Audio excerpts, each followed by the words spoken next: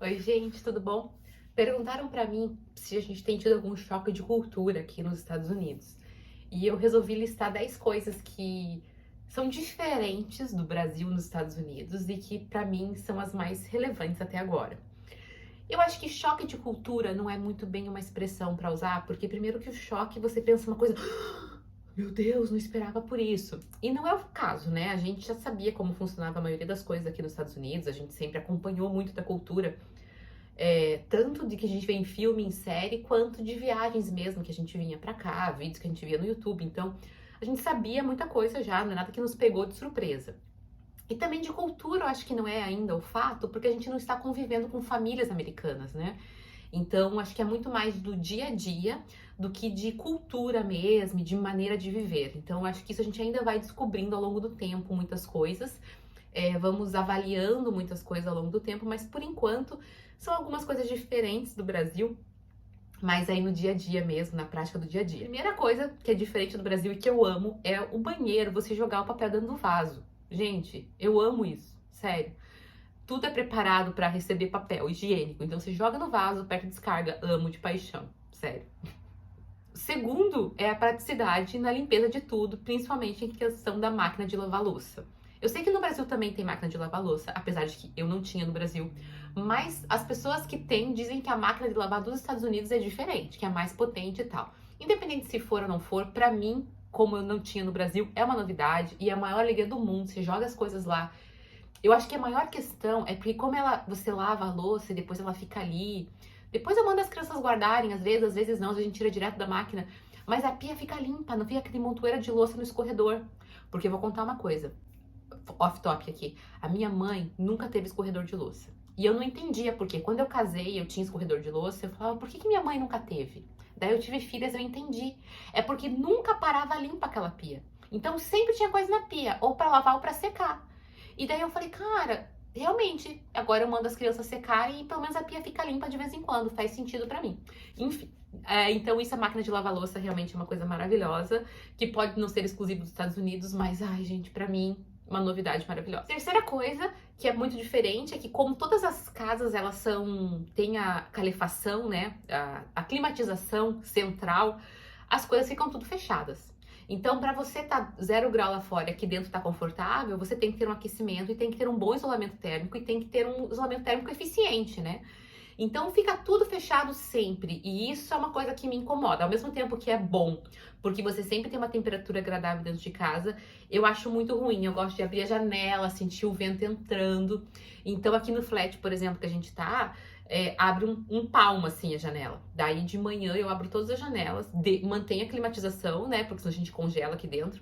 Mas eu abro as janelas do flat, os 2 quartos da sala, para tentar dar uma circulada aí no ar, porque é ruim, né? Aquele ar viciado. Então, isso é uma coisa, por exemplo, que eu não gosto. Mas também é uma questão de cada família, né? Eu já vi famílias que tá com a climatização lá, mas tá com a janelona da sacada aberta.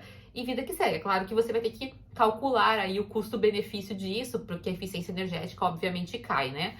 Mas eu acredito, por exemplo, que em temperaturas mais amenas seja totalmente possível você desligar a climatização e abrir as janelas. Sei, não sei. Como a gente não tá na nossa casa ainda, veremos. Mas por enquanto isso é uma diferença que eu não gosto tanto.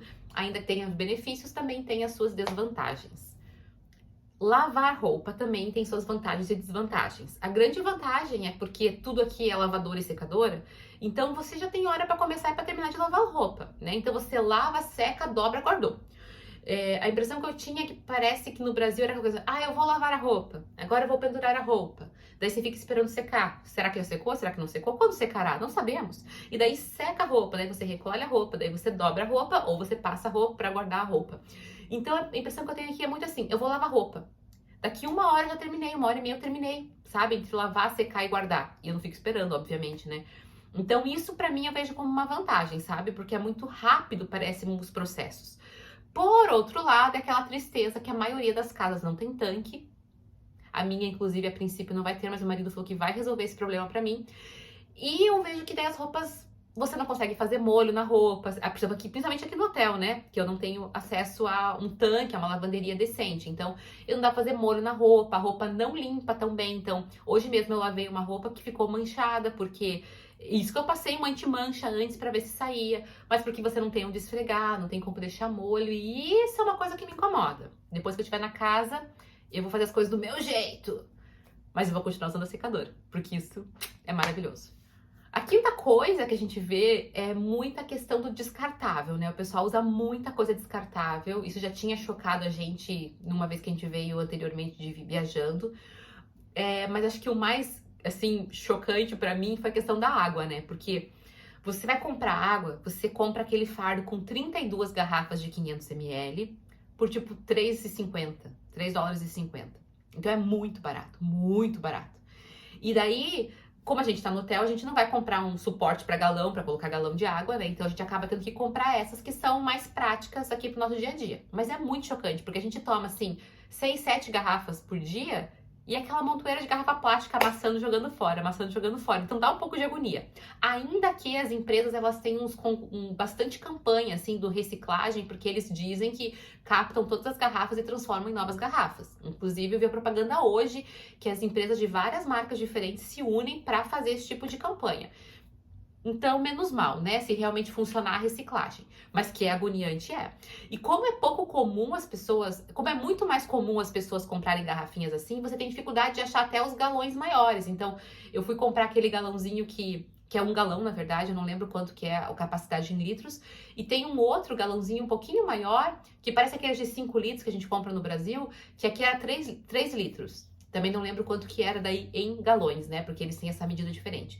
Mas é super difícil de achar, porque as pessoas compram tão pouco que quase os mercados não oferecem. E os que oferecem, geralmente, é o mesmo preço, se não mais caro, você comprar em galão em vez de garrafa d'água individual. Então isso é meio chocante, assim. Talvez na palavra choque, isso aí choque um pouco.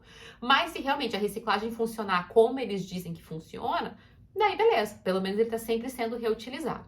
Mas que dá aquele espírito da família Folha de Curitiba, sabe? Do lixo que não é lixo, não vai pro lixo, separe, dá um pouco de no nosso coração. Outra coisa que é diferente, né, e que isso a gente ainda tá se adequando, é a questão da escola, porque o horário da escola é diferente, né? Então todo mundo estuda meio que período integral. Então a Manuela entra às 7h30 e vai até 2h45, a Ana Júlia entra às 8h30 e vai até 3h30.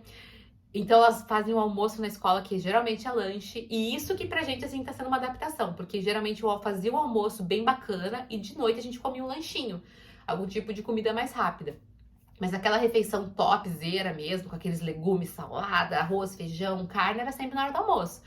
Então agora, como elas não estão em casa na hora do almoço, a gente tá tentando fazer pra de noite essa refeição mais, assim, cheia de vitaminas, minerais, saudável de verdade. Porque na escola, ainda que tem o lanchinho, elas sabem que tem que comer fruta e legumes e tal, mas daí não é aquela variedade que eu gosto de oferecer para elas pelo menos uma vez por dia, né? Então a gente tá se adaptando aí pros horários, porque elas chegam em casa morrendo de fome, daí eu dou um lanche, daí o marido chega, então a gente tá jantando super cedo. Então acho que talvez essa questão dos horários também é uma coisa que a gente tá precisando adaptar aí e que é muito diferente do Brasil, né? Porque você estuda ou de manhã ou de tarde, aqui não é esse fato. Uma coisa que eu vi aqui, que eu até falei com meu marido essa semana, é que você encontra coisinhas cristãs em todo lugar. Sabe, tipo lá no Brasil, você queria comprar um caderno cristão, você tinha que ir lá na Pão Diário, você entrar na internet, procurar alguma coisa, um quadrinho cristão, tinha aqueles sites bem especializados. Aqui em todo lugar que você vai tem coisa cristã. No Dollar Tree, que é aquela loja de 1,25, tinha caderninho de devocional, não era só caderninho Jesus te ama, era caderninho com texto bíblico para você fazer aplicação. Na Ross, ontem eu fui lá com a Manuela, tinha caderno devocional, tinha livro devocional, tinha caderno com um versículo na capa, caneta, não sei qual da Bíblia, quadrinho Jesus. Então, nossa, em todo lugar que você vai, no Walmart, livrinho de Jesus. Então, é muito comum ver coisas cristãs em todo o lugar. Todo lugar você encontra coisas pro público cristão também. Isso é uma coisa, novidade, que eu não sabia, nunca tinha reparado nas minhas outras viagens. Eu achei isso bem bacana, porque no fato eu sou cristã, né? Então, ornou. Uma outra coisa que aqui pra mim é bem impressionante, eu sei que varia de cidade pra cidade, mas na cidade onde eu estou, 99% das pessoas que me atenderam em qualquer lugar foram muito simpáticas. É coisa assim, tipo, muito simpática, tipo assim, fora da curva. Não é só, tipo, o cortês. É muita gentileza, até tipo que a gente fica constrangido se a gente não for gentil com a pessoa. Daquelas coisas que falam assim, thank you, e ele fala, you're so very welcome. Nossa, so very welcome. Então, assim, realmente bastante. O pessoal tende a ser bem simpático. Aqui no hotel, o pessoal super morning, how are you, blá, blá, blá, blá, blá, blá. Então, isso eu senti na maioria dos lugares que eu fui aqui, na maioria dos atendimentos que eu tive, caixa de mercado, caixa da farmácia. É difícil você ser atendido de maneira curta e grossa, sabe? Nem ser mal atendido, assim, aquela maneira seca de ser atendido, não acontece. As pessoas são, a maioria, claro, né? Não é todo mundo, mas a maioria, muito, muito, muito maioria, são simpáticos, são, assim, gentis até ao extremo. Uma coisa que eu sei que acontece na maioria das cidades norte-americanas, sei que não são todas, mas eu sei que muitas, muitas, muitas acontece. E eu sei também que existem algumas áreas das cidades que isso não acontece, mas na maioria eu sei que acontece, é você precisar de carro para tudo. E isso é um choque ruim, assim, isso para mim é muito ruim, porque eu tava, como eu falei outro dia no Instagram, né, eu tava acostumada a ir na farmácia a pé. Não, a minha casa, gente, eu tinha 2 mercados a 1 quadra de casa, 2 mini mercados, 3 farmácias, tipo, a 1 quadra de casa. Então, assim, é muito ruim você ter que pegar o carro para fazer qualquer coisa. Então eu ia a pé para todos os lugares, eu pegava as meninas do carrinho, podia dar uma volta, a pracinha tava logo ali do lado. E aqui não, aqui eu tenho praticamente zero opção de fazer ao redor do hotel a pé. E se eu quiser ir no mercado, qualquer lugar, eu tenho que pegar o carro e ir de carro. Então isso é meio desagradável, assim, né? Pra gente que tem esse estilo. Depende do teu estilo de vida, né? Mas pra mim, que o meu estilo de vida era diferente, isso é uma coisa, assim, que eu preciso de me adaptar ainda, que não tô bem adaptada.